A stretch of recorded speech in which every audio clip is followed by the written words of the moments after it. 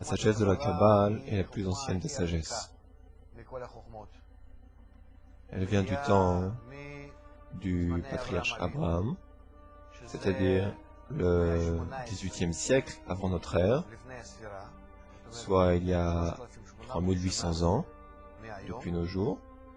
Le patriarche Abraham était un de ceux qui vivaient à Babylone, en Mésopotamie. Il était comme tous les autres, un bédouin, et il a découvert la divinité. Et par la suite, il écrit un livre à ce propos. Ce livre s'appelle le Sefer Yetzira, qui est en fait le premier livre de la Kabbale. Après lui, il y eut beaucoup d'autres kabbalistes, et ses étudiants, ses enfants et ses petits-enfants, qui connaissaient tous le sujet, jusqu'à l'exil d'Égypte. Il y eut alors la seconde révélation de la sagesse de la Kabbale, par Moshe Rabbeinu, très grand kabbaliste, qui écrivit pour nous le livre de la Torah, qui exprime sa révélation du monde supérieur.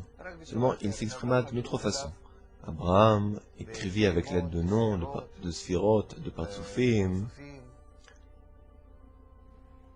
tandis que Moshe Rabbeinu Moïse s'est exprimé dans un langage différent, le langage des branches.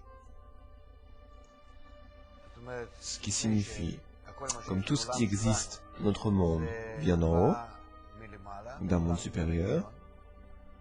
Comme il est écrit, il n'y a pas de brin d'herbe en bas qui n'est pas un ange en haut qui le frappe et lui dit « pousse ».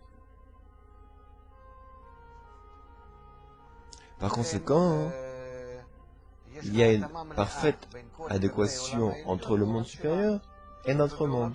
Et ici, dans notre monde, nous avons un langage et un nom pour chaque détail que nous avons en face de nous. Nous pouvons donc prendre ces termes et s'élever vers un monde supérieur, et là, nommer tout ce qui a lieu dans ce monde supérieur, avec des noms de ce monde. C'est ce qu'a fait Moshe Rabbeinu, c'est ce qui s'appelle la langue des branches.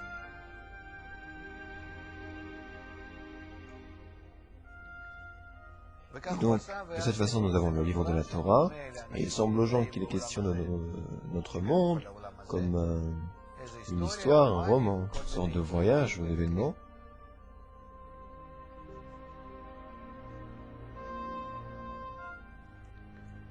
Et ceux qui se trouvent dans le monde supérieur voient ce que Moshe Rabbeinu avait réellement écrit, et ils voient qu'il ne parle pas du tout de ce monde, mais de ce qui se trouve dans le monde supérieur, la providence supérieure, la direction d'en haut, les âmes et le système supérieur.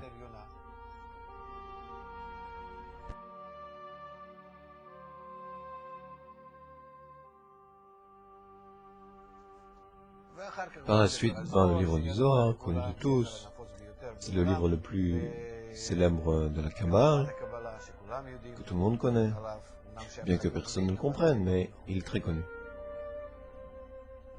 Il est écrit dans la langue du Midrash, un langage différent. Ce n'est pas la façon dont Abraham écrivit avec des sphirotes et des noms, ni Moïse qui écrivit dans la langue des branches, c'est-à-dire avec des mots de ce monde, mais le Zohar est écrit sous forme d'histoire imaginaire, dans un langage poétique. Il parle aussi d'une certaine façon dans la langue de ce monde-ci, ainsi que du monde supérieur, mais c'est la langue de la Haggadah, des légendes, la langue du Midrash. Après le Zohar, nous arrivons à la révélation du Ari Akadosh, à Safed, au Moyen-Âge.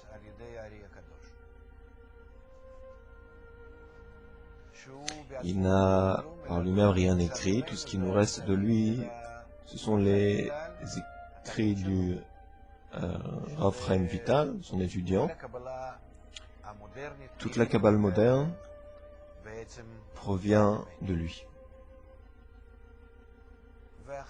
Par la suite, après la période du chassidisme et le développement de la Kabbale au XVIIe et XVIIIe siècle, Ce développement nous mène au Bala Sulam, qui, à notre époque, a fait un commentaire sur le livre du Zohar et les écrits du Hari.